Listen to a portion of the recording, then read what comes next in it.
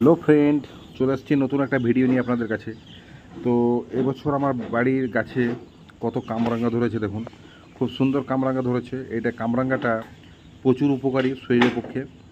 তো এখন ছোট ছোট হয়েছে জাস্ট, বাট খুব সুন্দর সাইজ হয়েছে আর প্রচুর পরিমাণে ধরেছে গাছে, দেখুন ডালে ধরেছে প্রচুর, আর দেখতেও সুন্দর লাগছে। তাই ভাবলাম একটা ভিডিও বানিয়ে নিই।